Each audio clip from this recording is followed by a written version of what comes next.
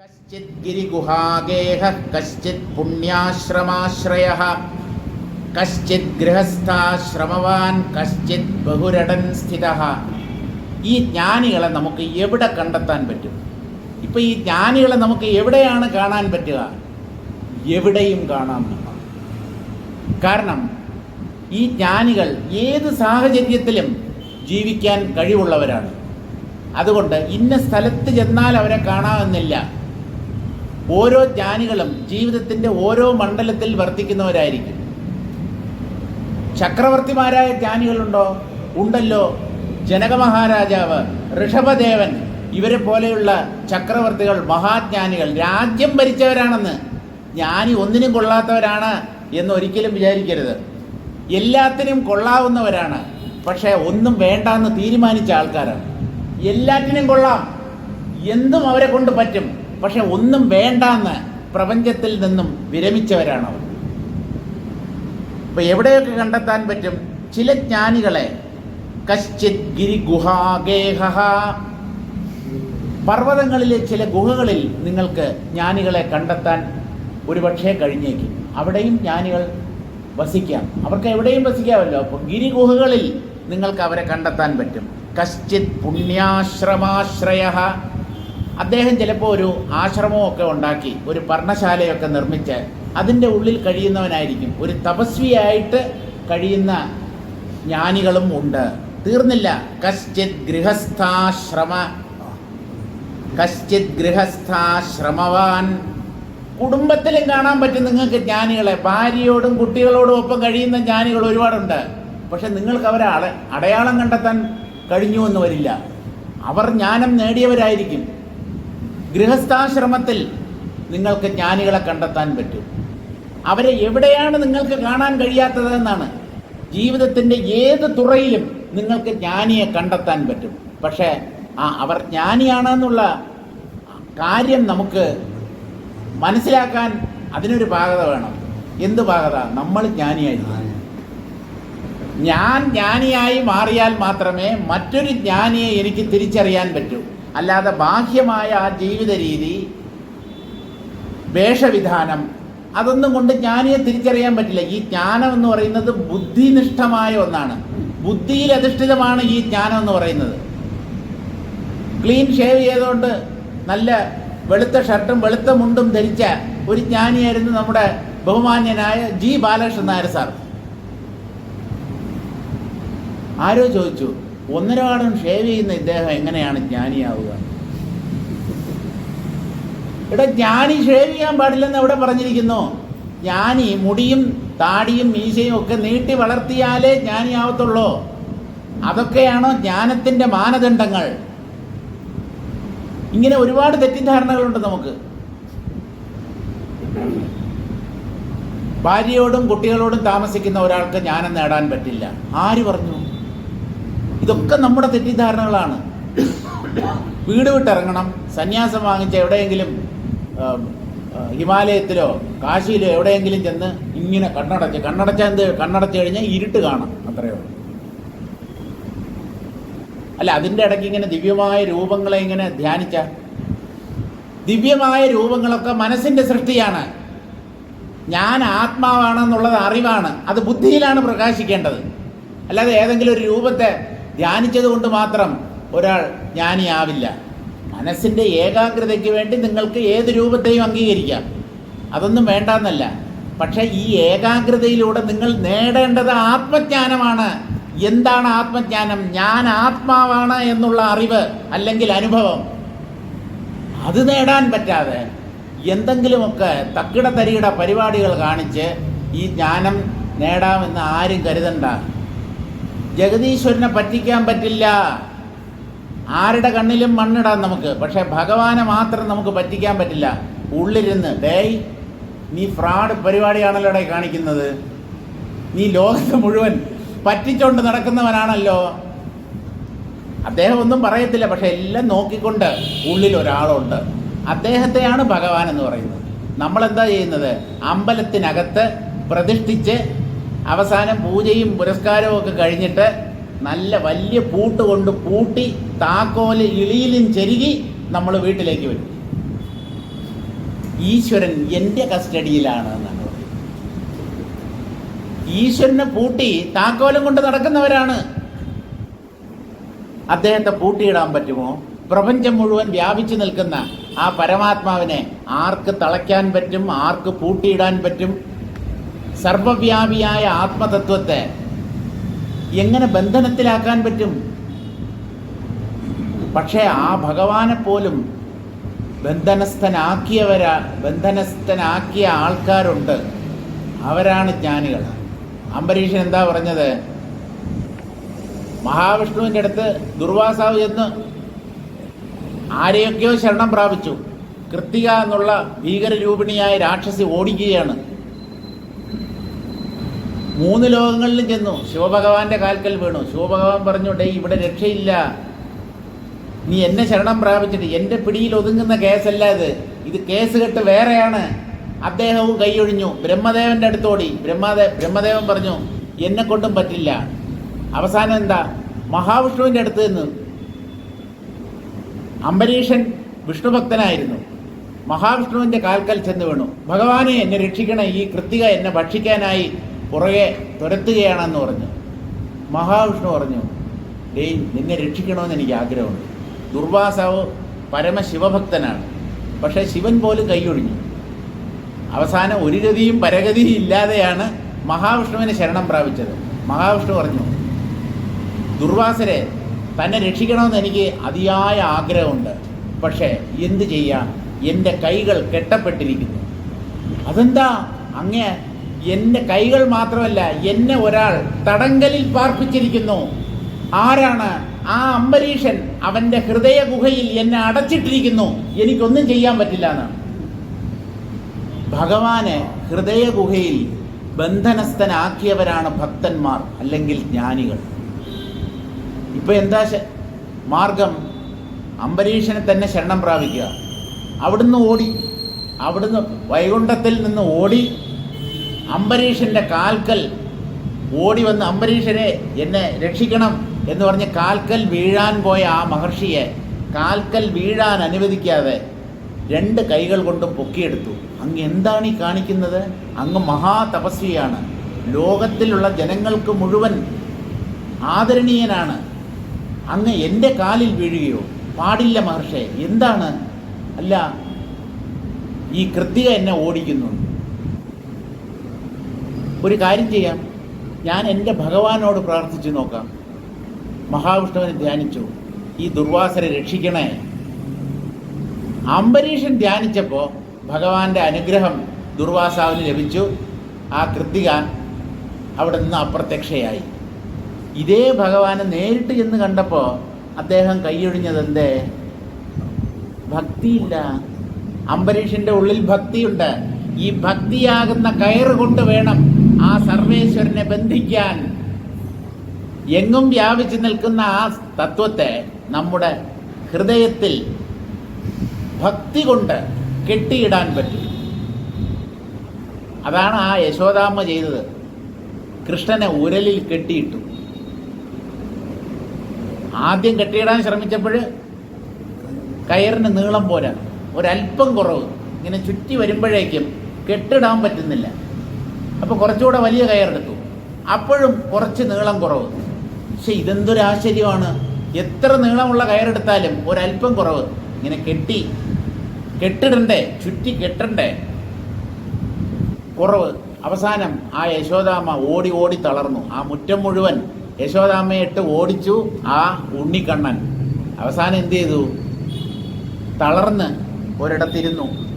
കൃഷ്ണ, നിന്റെ പുറകെ ഓടാൻ വയ്യ എനിക്ക്, എന്നെ ഈ വയസ്സുകാലത്തിട്ട് ഓടിക്കല്ലേ എന്ന് പറഞ്ഞ് തളർന്നിരുന്നപ്പോൾ കൃഷ്ണൻ അടുത്ത് വന്നു. അപ്പോൾ ആദ്യം കെട്ടാൻ ഉപയോഗിച്ച അതേ കയറ് കൊണ്ട് കെട്ടി.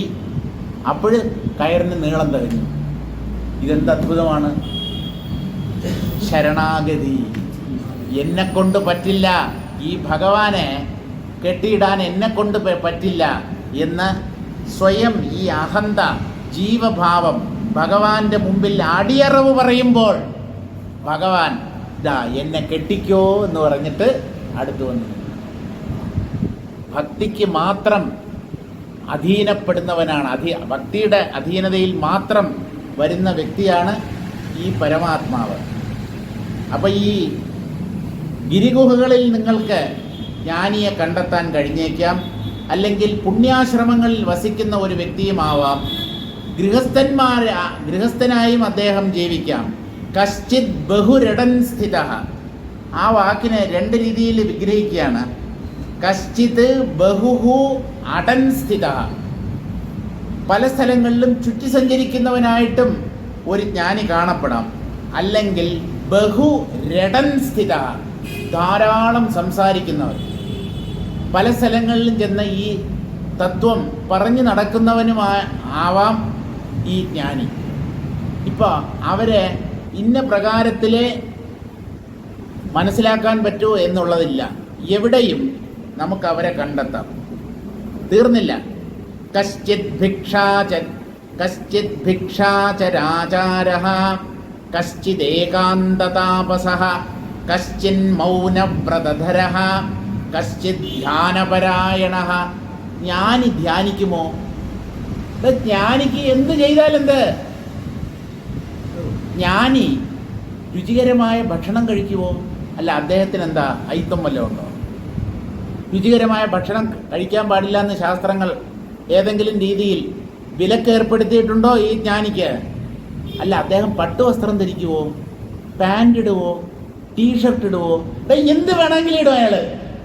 അയാളുടെ വേഷത്തിലല്ല അയാളുടെ അറിവ്, അയാളുടെ ബുദ്ധിയിലാണ്. നമ്മൾ ഈ പുറം മോടി കണ്ട് ഭ്രമിച്ചു പോകുന്നു. സന്യാസി എന്ന് പറഞ്ഞാൽ കാഷായം ഉടുത്തിരിക്കണം, നിർബന്ധമാണ്. ഷേവ് ചെയ്യരുത്, മുടി മുറിക്കരുത്. ആര് പറഞ്ഞു ഇങ്ങനെയൊക്കെ? അങ്ങനെയുള്ള സന്യാസികളുണ്ട്. പക്ഷേ ഒരു സന്യാസി ആവാൻ ഇങ്ങനെയൊക്കെ ഈ ചിഹ്നങ്ങളൊക്കെ ഉണ്ടെങ്കിലേ സന്യാസിയാവൂ എന്ന് നിങ്ങളോട് തീരുമാനിക്കാൻ ആര് പറഞ്ഞു? കശ്ചിത് ഗൃഹസ്ഥാശ്രമവാൻ, ചില ജ്ഞാനികൾ ഗൃഹസ്ഥാശ്രമികളായിരിക്കും. കശ്ചിത് ബഹുരുടൻ സ്ഥിത, അത് പറഞ്ഞു. കശ്ചിത് ഭിക്ഷാചരാചാര, ചിലപ്പോൾ ഭിക്ഷയെടുക്കുന്നവരായിട്ടും ഈ ജ്ഞാനികൾ കാണപ്പെടാം. കശ്ചിത് ഏകാന്ത താപസ, ചിലപ്പോൾ വിജനതയിൽ ഏകാന്തമായ ഒരു സ്ഥലത്ത് തപസ്സനുഷ്ഠിക്കുന്നവരും ആവാം ഈ ജ്ഞാനികൾ. അല്ല, ജ്ഞാനിക്ക് എന്തിനാ തപസ്? അയാൾക്ക് ഈ പ്രപഞ്ചം തന്നെ ഒരു രസമാണ്. ചിലപ്പം ധ്യാനിക്കും, ചിലപ്പോൾ എഴുന്നേറ്റ് നടക്കും, ചിലപ്പോൾ ഭിക്ഷയെടുക്കും, ചിലപ്പോൾ നല്ല വസ്ത്രങ്ങൾ എടുക്കും, ചിലപ്പോൾ നഗ്നനായി നടക്കും, ചിലപ്പോൾ അരയിലൊരു കൗവീനം മാത്രമേ ഉണ്ടാകത്തുള്ളൂ. അയാൾക്ക് തടയിടാൻ, അയാളെ നിയന്ത്രിക്കാൻ ഈ ലോകത്താരുണ്ട്? പൂർണ്ണ സ്വാതന്ത്ര്യം. സമൂഹം തന്നെ കുറിച്ച് എന്ത് വിചാരിക്കുന്നു, ഇതൊന്നും അദ്ദേഹത്തിന് വിഷയമേ അല്ല. ആൾക്കാരെന്തോ വിചാരിച്ചോട്ടെ, ആൾക്കാർ തന്നെ സ്തുതിക്കട്ടെ അല്ലെങ്കിൽ നിന്ദിക്കട്ടെ. ഞാൻ ആത്മാവാണ്, ഈ ശരീരമല്ല. ഈ സ്തുതിയും നിന്ദയും ഒക്കെ എൻ്റെ ശരീരത്തെ നോക്കിയിട്ട് മറ്റുള്ളവർ എനിക്ക് നൽകുന്നതാണ്. ചിലർ പുഷ്പമാല്യങ്ങൾ എൻ്റെ കഴുത്തിൽ അർപ്പിക്കും, ചിലർ കല്ലെടുത്തെറിയും. എനിക്ക് രണ്ടും തുല്യം. അല്ല, അങ്ങനെയൊക്കെ ജീവിക്കാൻ പറ്റുമോ സ്വാമി? ഇതൊക്കെ ചുമ്മാ പുസ്തകത്തിലല്ലേ ഉള്ളൂ എന്ന്. എല്ലാം പറ്റും ഇവിടെ, എന്തും പറ്റും, എപ്പോഴും പറ്റും, എവിടെയും പറ്റും, ആർക്കും പറ്റും. അതിനുള്ള മനക്കരുത്ത്, ഉറപ്പ്, ബുദ്ധിയുടെ ഉറപ്പ്, ദൃഢനിശ്ചയം അതുണ്ടെങ്കിൽ ഇതും പറ്റും, ഇതിൻ്റെ അപ്പുറവും പറ്റും. സ്വയം തരം താഴ്ത്താതിരിക്കൂ. ഞാനൊരു അല്പനായ മനുഷ്യനാണ്, ജീവനാണ്, ഈ ചിന്തയെ ഉപേക്ഷിക്കൂ. പരമാത്മാവാണ് എൻ്റെ ഉള്ളിൽ ഞാനായി പ്രകാശിക്കുന്നത്. അപ്പോൾ ഞാൻ യഥാർത്ഥത്തിൽ പരമാത്മാവാണ്. ഈ ഞാൻ എന്നുള്ള ഭാവം അതിലെ ഒരു നിഴൽ മാത്രമാണ്. വസ്തു ഇല്ലാതെ നിഴലില്ല. വസ്തു പരമാത്മാവാണ്, അതിൻ്റെ നിഴലാണ് എൻ്റെ ഉള്ളിലെ ഞാൻ എന്ന ജീവഭാവം. അങ്ങനെ തൻ്റെ ആത്മഭാവത്തെ അരക്കിട്ടുറപ്പിക്കൂ. അതൊന്നും എന്നെക്കൊണ്ട് പറ്റില്ല എന്ന് പറഞ്ഞാൽ ദുഃഖിക്കുകയേ നിവൃത്തിയുള്ളൂ. ഒന്നും ചെയ്യാൻ ആരെക്കൊണ്ടും പറ്റില്ല. കശ്ചിത് ഏകാന്ത താപസ, ചില ജ്ഞാനികളെ നിങ്ങൾക്ക് ഏകാന്തതയിൽ തപസ് ചെയ്യുന്ന ഒരാളായി കാണാൻ പറ്റും. കശ്ചിൻ മൗനവ്രതധര, നമ്മുടെ ദിവാരൻ സാറിനെ പോലെ ചിലപ്പോൾ മൗനവ്രതം അംഗീകരിച്ചിരിക്കുന്ന ഒരു വ്യക്തിയായിട്ടും ജ്ഞാനികൾ പ്രത്യക്ഷപ്പെടാം. ആരോടും ഒന്നും മിണ്ടില്ല, ജീവിതത്തിൽ തന്നെ ഒന്നും മിണ്ടില്ല, വർഷങ്ങളോളം മിണ്ടാത്തവരുണ്ട്. സദാശിവ ബ്രഹ്മേന്ദ്രൻ അങ്ങനെയായിരുന്നു. അദ്ദേഹത്തിൻ്റെ ഗുരു, അദ്ദേഹം വേദാന്തം പഠിക്കാനായിട്ട് പോയി. അപ്പോൾ വേറെ ഈ ശിഷ്യന്മാരുണ്ട്, പലരും ആ ഗുരുനാഥനെ സമീപിക്കും. അപ്പോൾ ഈ ഗുരുവിൻ്റെ സമീപത്തെത്തുന്ന വ്യക്തികളുമായിട്ട് വാദപ്രതിവാദത്തിൽ ഏർപ്പെടും. ആര്? നമ്മുടെ സദാശിവ ബ്രഹ്മേന്ദ്രൻ. അദ്ദേഹത്തിൻ്റെ ഒറിജിനൽ പേര് ശിവരാമകൃഷ്ണൻ എന്നായിരുന്നു. ശിവരാമകൃഷ്ണൻ. അദ്ദേഹമാണ് സദാശിവ ബ്രഹ്മേന്ദ്രൻ എന്നുള്ള സന്യാസ നാമത്തിൽ പിന്നീട് അറിയപ്പെട്ടത്. അപ്പോൾ ഈ വരുന്നവരോടെല്ലാം അദ്ദേഹം വാദപ്രതിവാദം എന്ന് പറഞ്ഞാൽ വേദാന്തപരമായ ചർച്ച. അവരോട് ഓരോ ചോദ്യം ചോദിക്കും, എന്താണ് നിങ്ങളുടെ അഭിപ്രായം, എന്നിട്ട് അവർ പറയുന്നതിനെ ഖണ്ഡിക്കും, നിങ്ങൾ മനസ്സിലാക്കിയിരിക്കുന്നത് തെറ്റാണ്. ഇങ്ങനെ വരുന്നവരോടും പോകുന്നവരോടും എല്ലാം വാദപ്രതിവാദങ്ങളിൽ ഏർപ്പെട്ട് ആൾക്കാർക്ക് ഈ ശിവരാമകൃഷ്ണൻ ഒരു ശല്യമായി തീർന്നു. അവർ ചെന്ന് ഗുരുനാഥൻ്റെ അടുത്ത് പരാതി പറഞ്ഞു. അപ്പോൾ ഗുരുനാഥൻ ഒരു ദിവസം വിളിച്ചു, ദേ ശിവരാമകൃഷ്ണ, ബാ, നിന്നെക്കുറിച്ച് ഒരുപാട് പരാതി ലഭിച്ചിട്ടുണ്ട്. നീ പോകുന്നവരോടും വരുന്നവരോടും ഒക്കെ ഈ തർക്കിക്കുകയാണ്, വാദപ്രതിവാദിക്കുകയാണ്. നീ ഇനി മേലാൽ മിണ്ടരുത്. പക്ഷേ അത് ഗുരുനാഥൻ്റെ ഒരു ആജ്ഞയായി അദ്ദേഹം സ്വീകരിച്ചു. അതിനുശേഷം മിണ്ടിയിട്ടില്ല, വാ തുറന്നിട്ടില്ല, കൊല്ലങ്ങളോളം. അതെല്ലാം കഴിഞ്ഞ് അദ്ദേഹം പൂർണ്ണ ബ്രഹ്മനിഷ്ഠനായി തീർന്നതിന് ശേഷം കീർത്തനങ്ങളുടെ രൂപത്തിലാണ് ആ വാക്കുകൾ പുറത്തേക്ക് വന്നത്. ധാരാളം കീർത്തനങ്ങൾ എഴുതിയിട്ടുണ്ട്. കൂടുതലും രാമനെക്കുറിച്ചും കൃഷ്ണനെക്കുറിച്ചുമുള്ള കീർത്തനങ്ങളാണ്. ഒരുപക്ഷെ അദ്ദേഹത്തിൻ്റെ പേര് ശിവരാമകൃഷ്ണൻ എന്നായതുകൊണ്ടായിരിക്കാം. രാമനും കൃഷ്ണനും അദ്ദേഹത്തിൻ്റെ ദൃഷ്ടിയിൽ തുല്യമാണ്, വ്യത്യാസമൊന്നുമില്ല. എന്നാലും രാമനെയും കൃഷ്ണനെയും കുറിച്ചുള്ള ധാരാളം കീർത്തനങ്ങൾ അദ്ദേഹം രചിച്ചിട്ടുണ്ട്. ശുദ്ധ വേദാന്തപരമായ കീർത്തനങ്ങളും അദ്ദേഹത്തിൻ്റേതായിട്ടുണ്ട്. പിന്നെ അദ്ദേഹം എഴുതിയ വേദാന്ത കൃതികളുമുണ്ട്, ഭാഷ്യമൊക്കെ രചിച്ചിട്ടുണ്ട്. കശ്ചിൻ മൗനവ്രതധര, ചില സ്ഥലത്ത് മൗനവ്രതത്തിലിരിക്കുന്നവരായി നിങ്ങൾക്ക് ഈ ജ്ഞാനികളെ കാണാം. കശ്ചിത് ധ്യാനപരായണ, ചിലപ്പോൾ അവർ ധ്യാനിക്കുന്നവരായിട്ടും കാണപ്പെടും. കശ്ചിത് വിപശ്ചിത് വിഖ്യാത, കശ്ചിത് ശ്രോതാ ശ്രുതേ സ്മൃതേഃ, കശ്ചിത് രാജാ ദ്വിജഃ, കശ്ചിത് അജ്ഞ ഇവ സ്ഥിതഃ. കശ്ചിത് വിപശ്ചിത് വിഖ്യാത, ചില ജ്ഞാനികൾ ലോകപ്രശസ്തരായ പണ്ഡിതന്മാരായി ജീവിച്ചു എന്ന് വരാം. കശ്ചിത് ശ്രോത, ചില സ്ഥലങ്ങളിൽ ഇവർ സദസ്സിലെ ഒരു ശ്രോതാവായി കൂടാറുമുണ്ട്. ആരെങ്കിലുമൊക്കെ വേദാന്തം പ്രസംഗിക്കുന്നിടത്ത് ഒന്നും അറിയാത്ത ഒരാളെപ്പോലെ ആ സദസ്സിൽ വന്നിരിക്കും. അതുകൊണ്ട് ഈ ഒരു സദസ്സിനെ അഭിസംബോധന ചെയ്യുമ്പോൾ വളരെ ശ്രദ്ധിച്ച് വേണം. ഉള്ളിൽ എപ്പോഴും ഒരു വിനയവും ഭയവും തോന്നണം. കാരണം ഏത് പുറ്റിലാണ് ഏത് പാമ്പ് എന്നുള്ളത് അറിയാൻ പറ്റില്ല. ഈ വന്നിരിക്കുന്നവരിൽ എല്ലാവരും തന്നെക്കാളും മോശമായ നിലയിലാണ്, ഒന്നും അറിഞ്ഞുകൂടാത്തവരാണ്, എന്ത് വേണമെങ്കിലും വിളിച്ചു പറയാം. അങ്ങനെയൊന്നും ഒരിക്കലും വിചാരിക്കരുത്. നമ്മളെ അളന്നിട്ട് പൊക്കളയും ഈ വന്നിട്ടുള്ളവർ. അതിൽ ഏതെങ്കിലും ജ്ഞാനി ഉണ്ടാവാം, നമുക്കറിയത്തില്ല. ഇവൻ വലിയ കാര്യങ്ങളിങ്ങനെ തുരിതുരാ പറയുന്നു, അതിൽ നിന്നും ഇതിൽ നിന്നും ഒക്കെ ഉദ്ധരിക്കുന്നു.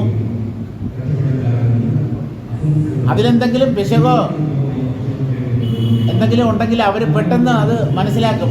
പക്ഷെ നമ്മുടെ അടുത്ത് പറയത്തില്ല, അത് കേട്ടോണ്ടവർ പോവും. അതുകൊണ്ട് ഒരു സദസ്സിൽ ശ്രോതാവെന്ന പോലെ ചില ജ്ഞാനികൾ പ്രത്യക്ഷപ്പെടാം. കശ്ചിത് ശ്രോതാ ശ്രുതേ സ്മൃതേഃ, ശ്രുതികളും സ്മൃതികളും ചർച്ച ചെയ്യപ്പെടുന്ന സ്ഥലങ്ങളിൽ ഇവർ ചിലപ്പോൾ ശ്രോതാക്കളായി വന്നിരുന്നു എന്ന് വരാം. അവരവിടെ സന്നിഹിതരാവാം. കശ്ചിത് രാജാ ദ്വിജഃ കശ്ചിത്, ഈ ജ്ഞാനികളിൽ ചിലർ രാജ്യം ഭരിക്കുന്നവരായിരിക്കും, രാജസ്ഥാനത്ത് വർത്തിക്കുന്നവരായിരിക്കും. ചിലർ ബ്രാഹ്മണരായിരിക്കും. കശ്ചിത് ദ്വിജഃ കശ്ചിത് കശ്ചിത് അജ്ഞൈവ സ്ഥിതഃ. ചിലര് പരമ അജ്ഞാനിയെ പോലെ ഒന്നും അറിഞ്ഞുകൂടാത്ത ഒരു സാധാരണക്കാരനെ പോലെ അലയുന്നവരും ഉണ്ടാവും. അവർ നമുക്ക് അടയാളം കണ്ടുപിടിക്കാൻ പറ്റില്ല. ബാഹ്യമായ ചിഹ്നങ്ങൾ കൊണ്ട് ജ്ഞാനിയെ തിരിച്ചറിയാൻ പറ്റില്ല. അതുകൊണ്ടാണ് ശ്രീരാമകൃഷ്ണദേവൻ പറഞ്ഞത്, ജ്ഞാനിക്ക് എന്താ 2 കൊമ്പുണ്ടോ എന്ന്. നിങ്ങൾ ജ്ഞാനം നേടിക്കഴിഞ്ഞാൽ ഈ തലയുടെ മുൻവശത്ത് നിന്ന് 2 കൊമ്പ് മുളയ്ക്കുമോ? അങ്ങനെയൊന്നുമില്ല. അങ്ങനെയാണെങ്കിൽ നമുക്ക് പെട്ടെന്ന് കൊമ്പുള്ളവൻ ജ്ഞാനി, കൊമ്പനാണ് ജ്ഞാനി എന്ന് നമുക്ക് പെട്ടെന്ന് തിരിച്ചറിയാമായിരുന്നു. പക്ഷെ അങ്ങനെ കൊമ്പൊന്നും മുളയ്ക്കാറില്ല. അപ്പം എന്ത് ചെയ്യാൻ പറ്റും? ജ്ഞാനം അയാളുടെ ഉള്ളിൽ അന്തർനിഷ്ഠമാണ്, ഉള്ളിൽ തന്നെ ഒതുങ്ങിയിരിക്കുന്നതാണ്. അവരുടെ ചില വാക്കുകളോ പ്രവൃത്തികളോ ചില ഉപദേശങ്ങളോ അതൊക്കെ കേൾക്കുമ്പോഴായിരിക്കും അദ്ദേഹം ജ്ഞാനിയാണ് എന്നുള്ള കാര്യം കുറച്ചു പേരെങ്കിലും തിരിച്ചറിയുന്നത്.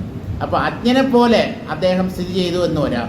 ഗുഡികാഞ്ചന ഖഡ്ഗാദി സിദ്ധ കശ്ചിന്നഭോഗത കശ്ചിത് ശില്പകലാജീവി കശ്ചിത് പാമരരൂപഭൃതേ.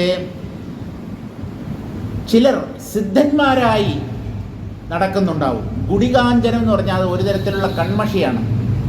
അതായത് ചില മന്ത്രങ്ങളൊക്കെ പ്രയോഗിച്ച് ചില വിശേഷപ്പെട്ട വസ്തുക്കൾ കൊണ്ട് കൺമഷി നിർമ്മിക്കും. ആ കൺമഷി കൊണ്ട് ആ കൺമഷി കണ്ണിൽ എഴുതിയിട്ട് നോക്കിയാൽ ഭൂമിക്കടിയിൽ ഒളിഞ്ഞു കിടക്കുന്ന നിധികൾ കാണാൻ പറ്റും. നമുക്ക് ഭൂമിക്കടിയിൽ കിടക്കുന്ന കല്ല് പോലും കാണാൻ പറ്റും. ഇപ്പം ഭൂമിയുടെ അടിയിൽ ഒളിഞ്ഞു കിടക്കുന്ന കല്ല് പോലും നമുക്ക് കാണാൻ പറ്റുന്നില്ല, പിന്നെയാണോ നിധിയും രത്നങ്ങളും ഒക്കെ. പക്ഷെ അങ്ങനെ ഉള്ള കാര്യങ്ങൾ ഈ വിശേഷപ്പെട്ട കൺമഷി കണ്ണിൽ എഴുതിയിട്ട് നോക്കിയാൽ കാണാൻ പറ്റുന്നതാണ്.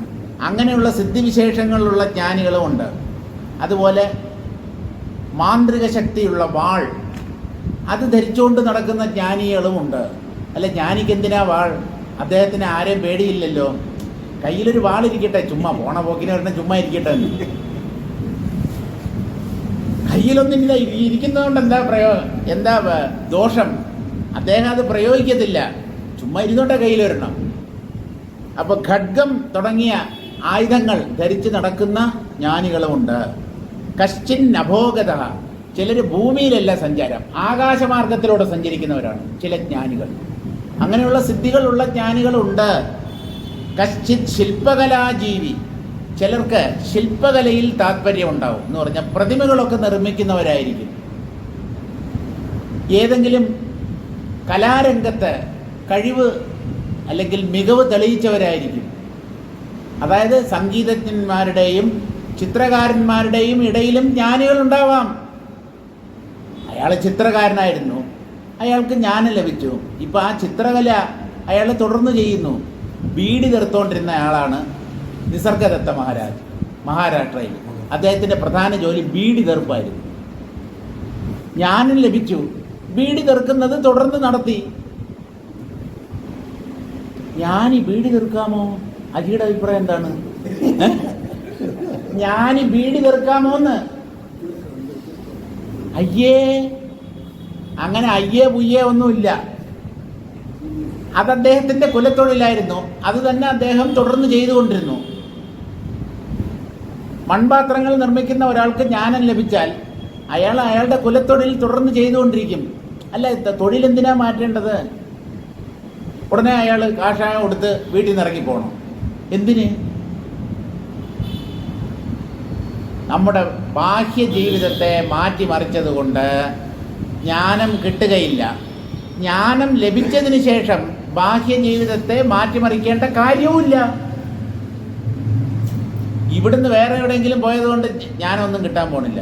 നിങ്ങൾ ഏത് കാശിയിലോ ഹരിദ്വാറിലോ ഋഷികേശത്തിലോ അല്ലെങ്കിൽ കേദാർനാഥ് ഉണ്ടല്ലോ, ആ ക്ഷേത്രത്തിൻ്റെ ഉള്ളിൽ തന്നെ നിങ്ങൾ പൊറുതി തുടങ്ങിയാലും ജ്ഞാനം കിട്ടാൻ തലവിധി ഉണ്ടെങ്കിൽ അത് ഇവിടെ വെച്ച് കിട്ടും. കിട്ടാൻ തലവിധി ഇല്ലാത്തത് ആ ജ്ഞാനം എവിടെ ചെന്നാലും കിട്ടത്തില്ല. ഒരു ചക്ക വീണ് മുയൽ ചെത്തു. എപ്പോഴും ചക്ക വീഴുമ്പോൾ മുയൽ ചാവുമോ എന്നൊരു ചോദ്യം മറ്റേ CBI ഡയറി കുറിപ്പിൽ സുകുമാരൻ നമ്മുടെ സ്വാമിയുടെ അടുത്ത് മമ്മൂട്ടിയുടെ അടുത്ത് ചോദിക്കുന്നവരുണ്ട്. ചാവാൻ യോഗമുള്ള മുയലാണെങ്കിൽ എപ്പോൾ ചക്ക വീണാലും ചത്തില്ല. അതിന് ചാവണമെന്ന് തലവിധി ഉണ്ടെങ്കിലേ ചക്ക വീഴുമ്പോഴൊക്കെ ആ മുയൽ ചാവും. എവിടെന്നെങ്കിലും അത് ആ ചക്ക വീഴുന്ന സ്ഥലത്ത് അതിൻ്റെ നേരെ താഴെ വന്ന് നിൽക്കും. ചക്ക വീഴുമ്പോൾ അത് ചാവുകയും ചെയ്യും. അതുപോലെ ജ്ഞാനം നിങ്ങൾക്ക് നേടാനുള്ള വിധി അല്ലെങ്കിൽ തലയിലെഴുത്തുണ്ടെങ്കിൽ എവിടെ ഇരുന്നാലും കിട്ടും. അപ്പോൾ സ്ഥലം മാറിയത് കൊണ്ട് മാത്രം ജ്ഞാനം ലഭിക്കണം എന്നില്ല. അപ്പോൾ ശില്പകല, പലതരം കലാരംഗങ്ങളിലും ഈ ജ്ഞാനികൾ വർത്തിക്കാം. കശ്ചിത് പാമരരൂപഭൃത്, ചില ജ്ഞാനികൾ പാമരന്മാരെ പോലെ കാണപ്പെട്ടു എന്ന് വരാം. കണ്ട ഒരു തനി വിഡ്ഢി.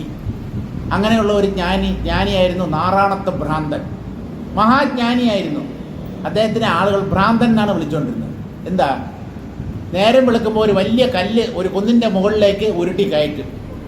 വളരെ കഷ്ടപ്പെട്ട് വേർത്തൊലിച്ച് ഇങ്ങനെ കുന്നിൻ്റെ മുകളിലേക്ക്. അപ്പോൾ കുന്നിൻ്റെ മുകളിലെത്തുമ്പോഴേക്കും ഏതാണ്ട് സൂര്യൻ അസ്തമിക്കാറാവും. 5:45, 6 മണിയാവും. ആളുകൾ ഇങ്ങനെ നോക്കിക്കൊണ്ടിരിക്കും. വളരെ കഷ്ടപ്പെട്ട് കുന്നിൻ്റെ മുകളിൽ കയറ്റുകയാണ്. മുകളിലെത്തിയിട്ട് അവിടെ നിന്ന് അതിനെ താഴോട്ട് ഉരുട്ടി വിടും. എന്നിട്ട് കൈ കൊണ്ടിരിക്കും. തനി ഭ്രാന്തൻ, നാറാണത്ത് ഭ്രാന്തൻ എന്നാണ് അദ്ദേഹത്തെ വിളിച്ചിരുന്നത്. മഹാജ്ഞാനിയായിരുന്നു. എന്താണ് ഈ കല്ല് ഉരുട്ടിക്കയറ്റി അവിടുന്ന് പിന്നീട് താഴെ തള്ളിയിടുന്നതിൻ്റെ പുറകിലുള്ള തത്വം എന്ന് പറഞ്ഞാൽ, മനുഷ്യൻ ഇതാണ് ചെയ്യുന്നത്. അദ്ദേഹം മാത്രമല്ല, ഈ വിദ്യാസമ്പന്നർ ഉൾപ്പെടെയുള്ള സകലരും ജീവിതത്തിൽ എന്തൊക്കെയോ ചെയ്തു കൂട്ടുന്നു, പല കഠിനാധ്വാനങ്ങളിലും ഏർപ്പെടുന്നു. എന്നിട്ട് ഇതെല്ലാം ചെയ്തിട്ട് അവസാനം ജീവിതത്തിൻ്റെ അവസാനത്തിൽ ജീവിതം അസ്തമിക്കാറാകുമ്പോൾ ഇവൻ്റെ കയ്യിൽ നിന്നും ആ കല്ല് ഉരുണ്ട് നേരെ താഴേക്ക് പോകും. അവിടെ നാറാണത്ത് ഭ്രാന്തൻ തള്ളിയിടുകയാണ് ചെയ്തത്. ഇവിടെ പ്രകൃതി നമ്മൾ ജീവിതത്തിൽ നേടിയ നേട്ടങ്ങളും നമ്മൾ സമ്പാദിച്ച സ്വത്തും ഇതെല്ലാം ഒന്നുകിൽ നമ്മുടെ കയ്യിൽ നിന്ന് അപഹരിക്കും പ്രകൃതി, അല്ലെങ്കിൽ അവയെ വിട്ട് നമ്മൾ പരലോകത്തേക്ക് യാത്രയാകേണ്ടതായി വരും. എന്തായാലും ആ നമ്മൾ സമ്പാദിച്ചതിൽ നിന്നുള്ള ഒരു വിയോഗം നമുക്ക് സംഭവിക്കുന്നുണ്ടല്ലോ. ഇതിനെയാണ് അദ്ദേഹം കല്ല് കഷ്ടപ്പെട്ട് കുന്നിൻ്റെ മുകളിലേക്ക് കയറ്റിയിട്ട് പിന്നെ താഴെ ഉരുട്ടിയിടുന്നതിൻ്റെ പുറകിലുള്ള തത്വം. ഇത് ആൾക്കാരുണ്ടോ ഇത് മനസ്സിലാക്കുന്നത്? ഇതുപോലെ ഒരാളുണ്ടായിരുന്നു ചൈനയിൽ, കൺഫ്യൂഷ്യസ് എന്നാണ് അദ്ദേഹത്തിൻ്റെ പേര്. കൺഫ്യൂഷൻ ഉണ്ടാക്കുന്ന ആളല്ല, ജ്ഞാനിയായിരുന്നു. ഈ ചൈനയിൽ എങ്ങനെ ജ്ഞാനമുള്ളവരുണ്ടാവും? ഞാൻ പറഞ്ഞില്ലേ, പാകിസ്ഥാനിൽ പോലും ജ്ഞാനികൾ ഉണ്ടാവാം. അങ്ങനെ ഉള്ളപ്പോൾ ചൈനയിൽ എന്തുകൊണ്ട് ഉണ്ടായിക്കൂടാ? അപ്പോൾ ഈ കൺഫ്യൂഷ്യസ് എന്ന് പറയുന്ന ആൾ നട്ടുച്ചയ്ക്ക് ഒരു റാന്തൽ വിളക്ക് എടുത്ത് നടക്കും. നട്ടുച്ചയ്ക്ക് റാന്തൽ വിളക്ക്. അപ്പോൾ ആൾക്കാർ ചോദിക്കും, തലയ്ക്ക് എന്താ അസുഖമുണ്ടോ? റാന്തൽ വിളക്കുമായിട്ട് നടക്കുന്നു. എന്തിനാണെന്ന് ചോദിച്ചു കഴിഞ്ഞാൽ, യഥാർത്ഥ മനുഷ്യനെ കാണാൻ എനിക്ക് നല്ല വെട്ടം വേണം, അതിനു വേണ്ടിയാണ്. ശരിക്ക് ഒരു യഥാർത്ഥ മനുഷ്യനെ കണ്ടെത്താൻ വേണ്ടിയാണ് ഈ റാന്തലും തൂക്കി നടക്കുന്നത്. എന്ന് പറഞ്ഞാൽ യഥാർത്ഥ മനുഷ്യനെ ഈ ലോകത്ത് കാണാനില്ല. അങ്ങനെ ഒരു വ്യക്തിയെ കണ്ടെത്താൻ വേണ്ടി ഈ റാന്തൽ വിളക്കും തൂക്കി ഞാൻ നടക്കുകയാണ് എന്നാണ്. അപ്പോൾ അങ്ങേയറ്റം പാമരനെ പോലെ പാമര വേഷം ധരിച്ച ജ്ഞാനികളുമുണ്ട്. കശ്ചിത് ത്യക്ത സമാചാര, കശ്ചിത് ശ്രോത്രിയനായക, കശ്ചിത് ഉന്മത്ത ചരിത, പ്രവ്രജ്യാം കശ്ചിദാശ്രിത. ചിലർ ശാസ്ത്രവിധികളെയൊക്കെ ഉല്ലംഘിച്ചുകൊണ്ട് ജീവിക്കുന്നവരായിരിക്കും. ശാസ്ത്രങ്ങൾ പറയുന്ന ആ വിധികളെയൊക്കെ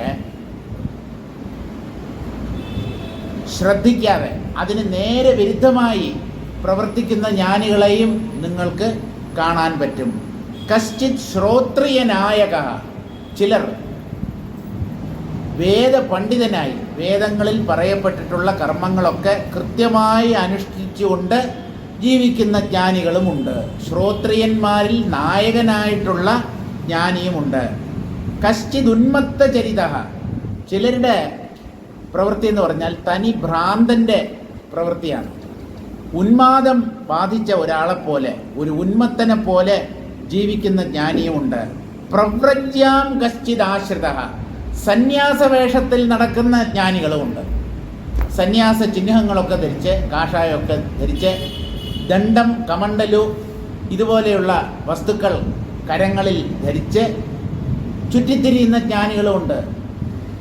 ഇതൊക്കെ ധരിച്ചിരിക്കുന്നത് കൊണ്ട് മാത്രം അദ്ദേഹം ജ്ഞാനി അല്ല എന്ന് തീരുമാനിക്കണ്ട.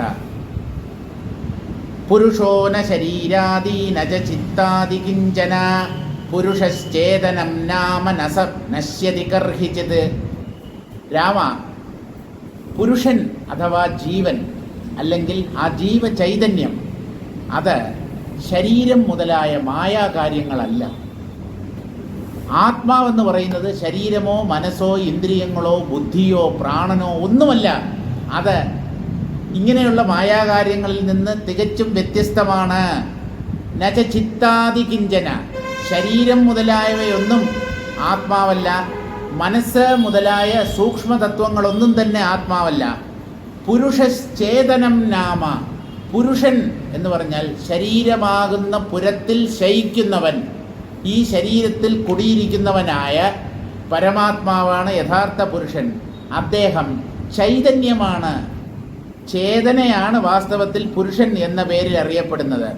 നസ നശ്യതി കർഹിച്ചിത്, എന്തൊക്കെ നശിച്ചാലും ഈ പുരുഷൻ, ഈ ആത്മാവിന് നാശമില്ല. നമ്മളൊക്കെ അനശ്വരമായ ആത്മതത്വമാണ്. പിന്നെ എന്തിനു ദുഃഖിക്കുന്നു? ഇവിടെ എന്ത് നഷ്ടപ്പെടാൻ?